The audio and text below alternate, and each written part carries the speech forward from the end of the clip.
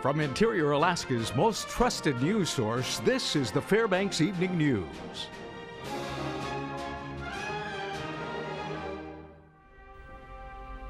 Good evening. Thank you for joining us. The state of Alaska is asking the Environmental Protection Agency to divide the Fairbanks North Star Borough non-attainment area into two separate non-attainment areas. Monty Bowen has more now in this report.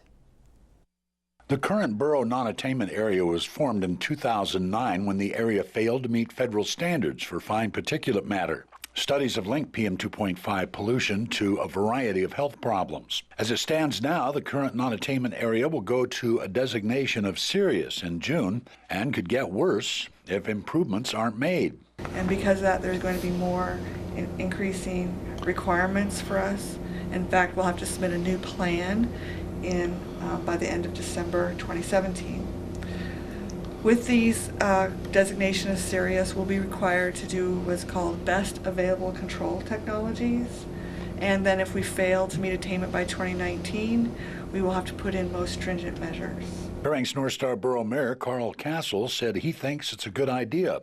It doesn't shrink the overall size of the non-attainment area, but it makes it easier to deal with the differences we have between the air quality in North Pole and the air quality in Fairbanks. North Pole Mayor Bryce Ward said he is concerned about the proposal. I understand the reasons why, wanting to not bring the Fairbanks area into what they call serious non-attainment. However, I am definitely concerned about allocation of resources and availability to be able to address the issue. Isles said low oil prices right now can help the situation. If people would take the opportunity to listen to the advisories and alerts and switch to fuel oil or burn fuel oil instead of using wood, that would be very helpful, or to make sure they use their seasoned wood, especially on these air quality days where there could be stagnance when there's an advisory. EPA has up to 18 months to respond to the request to divide the area and may not respond until May of 2017. This is Monty Bowen reporting. Not guilty pleas this afternoon for a man accused of holding a woman hostage for nearly a month and repeatedly raping and assaulting her. Daniel Pirate Selovich of Manly Hot Springs appeared in Fairbanks Superior Court after being indicted on multiple felonies in connection to the alleged incident. According to troopers, Selovich picked up the victim from the airport and she was transported to a remote cabin where he held her for weeks.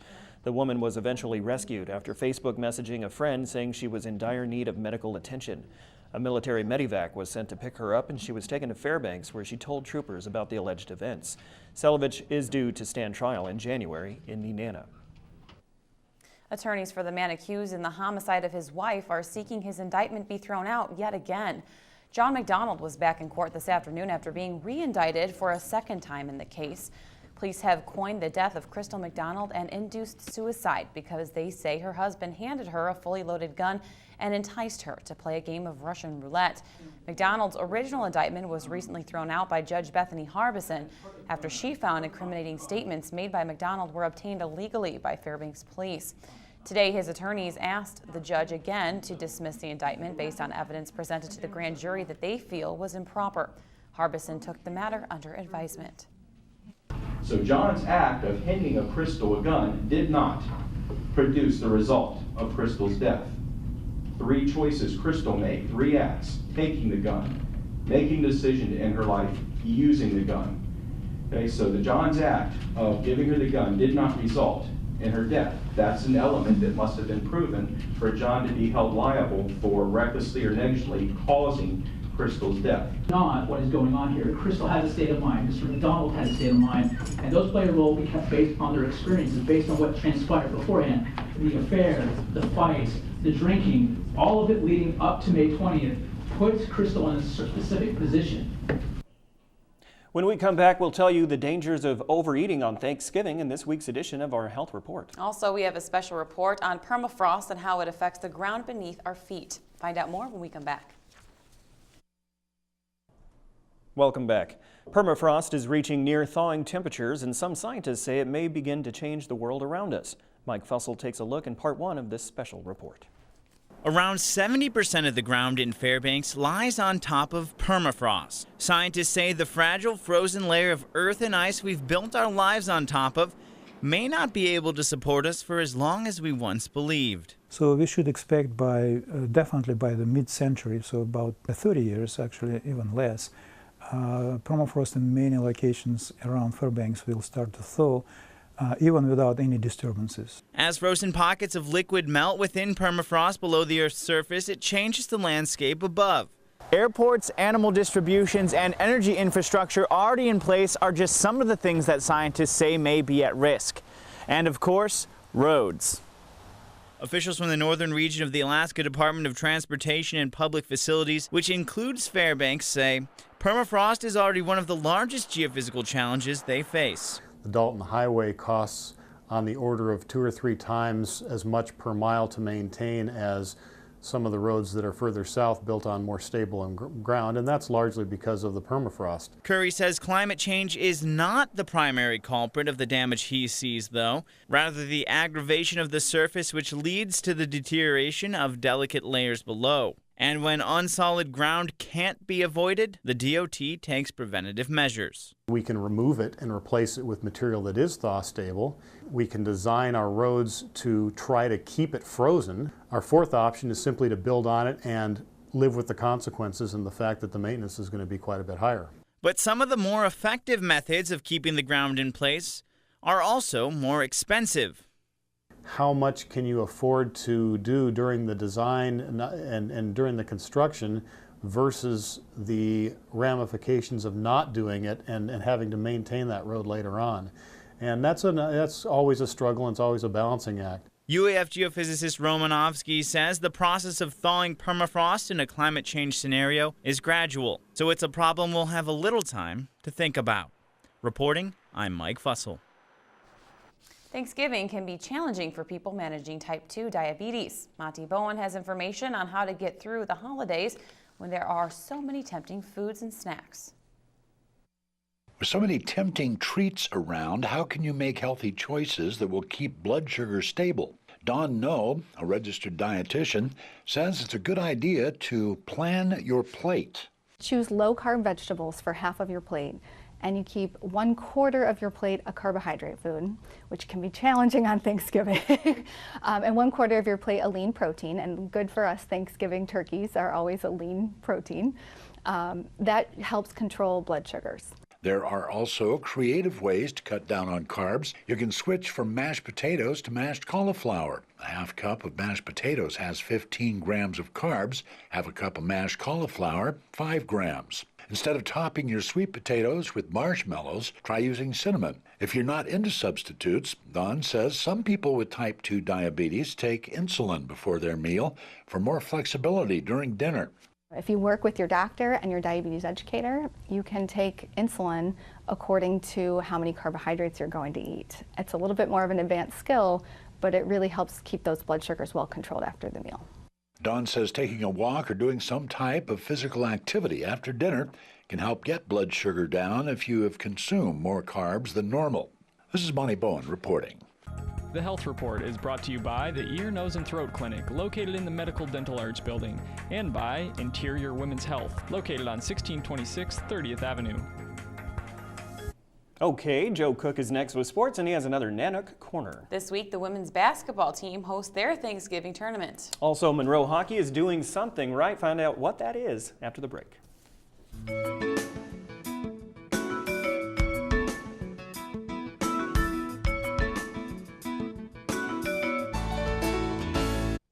Welcome back, Interior Alaska. Joe Cook here with your local Tuesday Sportscast. This week, the Alaska women's basketball team will be back at home. They will host 3 tough teams in this year's North Star Invitational Tournament. Here's a preview in tonight's Nanook Corner. This week is an important week for the Nanook's women's basketball team. The Mount McKinley Bank North Star Invitational is right before Alaska has their first GNAT games next weekend. Last weekend, they won 2 out of 3 matchups in Hawaii and entered the tournament with a 3-2 record. We did come away with 2 out of 3, which is really, really good, especially being on the road in Hawaii. It's a distracting environment, heat, the humidity. It's just a different playing field. But, you know, we didn't come in the first 5 minutes of the first game, and unfortunately we started out down. So that's the kind of thing we have to learn from, make sure we don't take it light for 1 second. We got to come out of the gates strong. This tourney won't have cupcake games either. Sonoma State, the University of Wisconsin-Parkside, and Northwood University, all Division II programs, come in with winning records. The Parkside Rangers are 3-0, the Northwood Timberwolves are 2-1, and the Sonoma Seawolves, yes, there are more of them, are 3-1. But Alaska is determined to win their first North Star title in at least 10 seasons. Their most recent best finish was runner-up in 2013. We love this tournament. It's fun because, you know, we're at home and home court's huge, and it's just something that we want to win this tournament, and so that's what we're going to go out and do this week. So. Well, we're going to have to play with high intensity for sure, because I heard these teams are pretty well-rounded all the way, and so, I mean, if we just play as a team and we execute our plays, I think we'll be fine. We have to take away easy baskets, easy looks around the basket, giving up second chance points. So defensively, if we can cut some of that off, I think we're going to be pretty good. The Mount McKinley Bank North Star Invitational starts on Thanksgiving Day. So right after or before you inhale that plate of holiday food, the Nooks will tip off at 3 o'clock against the Sonoma State Seawolves. Nanook Corner, brought to you by Sports Medicine Fairbanks. The college skiing season is underway, and the Nanooks got off to a great start. After Sunday's races, they won their 8th Nordic Cup over UAA. After 2 days of skiing in Palmer, the Nanooks won by 8 minutes with a total time of 4 hours, 35 minutes, and 47 seconds.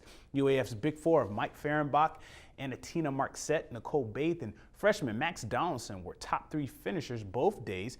And the quartet won the mixed relays on the final day as well. Alaska is now 8-3-1 in Nordic Cup matchups with their Anchorage rivals. The Nooks will get back on the trails after the holidays. Their next meet are the U.S. Nationals in Michigan on January 3rd.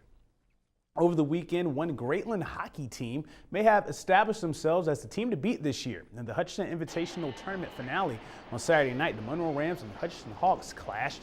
The Rams were the aggressors early on with 2 first-period goals. And that would be the start of a long night for Hutch. Monroe would continue to score, and really Nate Jankowski continued to make the saves. Mike Coyley and Ryan Michelle led the Rams attack with 4 points each as Monroe cruises to an 8-0 victory. Last year's 3A state runner-ups are now 5-0 to start the year.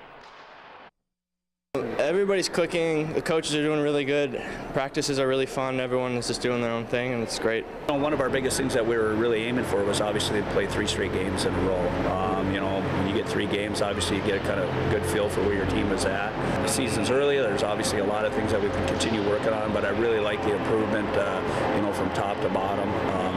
You know, we're definitely making the right step in the right direction. And lastly, over the weekend, the Lathrop wrestling team continues to perform as they're off to a great start. They get another top 5 finish. Lathrop placed 3rd overall in the Lancer Smith Memorial Tournament, and Palmer South won the tourney, and County was the runner-up. Jack Dickinson, Josh Miller, and Jacob Spencer led the Malamutes with title wins. Ethan Shoemaker and Dew Rogers earned 3rd place for North Pole. West Valley's Jake Foshee and Allison's Jonathan St. Andre placed 4th for their teams. This is just one more week left in the regular season. Wrestling Conference Championships start December 12th. And that'll wrap things up for sports tonight. Thanks for watching. Mike Schultz is next with your full weather forecast, and we'll catch you next time. Hey everyone, welcome back into our Tuesday night edition of the Fbx Evening News. Mike Schultz with you once again talking about weather. Are you tired of shoveling snow? Well, we have another band of heavy snow moving over us right now. I just looked outside. It's coming down really good. We'll show you that on the radar in just a little bit. Our photograph tonight sent in by Trevor Gridley. Mountains, clouds, and sun. As you can see here, a very nice contrast of colors and textures. And as always, if you have a photograph that you'd like to share, send it to photos@ktvf11.com. What's going on as far as our Fab Photo calendar? Well, they're running down low. Everybody's picking them up pretty good. So if you want to get one, pick them up at many areas across the Fairbanks and North Pole area. We're looking at places like Miguel's Restaurant. Also, we have Big Daddy's Barbecue, and Seekins Ford Lincoln has got some still too. So check them out on our website, webcenter11.com, under the lifestyle section, and see where else you can pick up the Fab Photo calendar. Here's our numbers today. 31 the high. Wow, almost freezing. The low last night, 24. The record high 44 in 1992, but 45 below in 1994. Your sunrise and sunset 5 hours and 22 minutes of daylight. That's a loss of 6 minutes from yesterday. Our satellite, again, showing a real good frontal band moving across the interior and not moving a whole lot. In fact, it's just kind of sitting over us, bringing all that southwest flow up over the cold air. That's what's giving us our snow. A little bit closer look at the radars. You can see the latest is showing a lot of blue over the Fairbanks area. And some of these darker sections here are the heavier snow showers that are moving over us as we speak right now. And it looks like it's going to continue at least through the night the way it looks right now. Now, what else is going on across the rest of the state? Well, over southeast Alaska, they're just mainly partly cloudy skies there. 30 degrees at Juneau, 35 at Ketchikan. The snows have stopped in the Anchorage Bowl. 48 degrees. Wow, what a high. 44 at Kodiak Island. That's what happens when you get a lot of warm air coming up from the south. Just to warm things up tremendously. Over the west coast, 34 degrees at Bethel, 32 at Nome, 5 degrees above at Barrow, and for Yukon, 9 above. And as far as the lower 48 is concerned, there's a new storm system rolling down the west coast. It's like a bowling ball coming right down the west coast, bringing with it lots of rain and snow to the higher elevations. This system is going to continue to move once again out on the plains and bring a lot of weather over the Thanksgiving holiday to many folks that are going to be taking opportunities to travel to over the hills and dales to get to Grandma's house. And you can see this storm system here is showing it that's going to move slowly down to the south, but not make it into Southern California. It's going to take an abrupt turn. Why? Well, because the jet stream is going to help that happen. You see the jet stream taking it and then just taking it and pulling it right across the Central Plains. The cold air clashing with the warm, humid air across the Gulf Coast states, and that's going to provide the area for a lot of opportunities for showers, thunderstorms, some of those possibly severe, and more snow across the Central Plains. Well, it's time once again for our kids' weather. Well, this week, of course, we're taking a break for the kids for Thanksgiving vacation, and we're giving you weather facts. And today in 1950, Chicago, Illinois, set an all-time record high and low for November, with 81 degrees for their high temperature and 2 degrees below zero for their low temperature. That doesn't happen very often. Again, thanks to Mount McKinley Bank for sponsoring our kids' weather. And of course, the kids will be back with us next week, the kids from North Pole Elementary School. All right, here's your forecast. For tomorrow, cloudy skies in the northern sections with a chance of snow for Barrow and Fort Yukon, and just cloudy skies in Nome. Here in the interior, looking at the snow continuing, 2 to 3 inches in Fairbanks, a couple inches at Delta Junction, and 4 to 8 inches in the Healy area. Over southeast Alaska, probably the best weather in the state. They're looking just cloudy skies for Juneau and partly cloudy skies at Ketchikan. While over the southwest part of the state, it looks like rain and snow at Cold Bay, partly cloudy skies in Bethel, and heavy rain expected for Kodiak Island, a new storm system moving in there. And over the south central regions, warm temperatures will continue. Strong winds with showers for Anchorage, a high of 40 degrees tomorrow. And 3 inches of mixed rain and snow for Valdez, mainly in the Thompson Pass area, with scattered showers for Homer. Our forecast for the remainder of the night, again, we're looking at some snow off and on, periods of snow with another 2 to 3 inches, 21 degrees for the overnight low. Tomorrow's forecast, another warm day with more snow, up to 3 inches possible.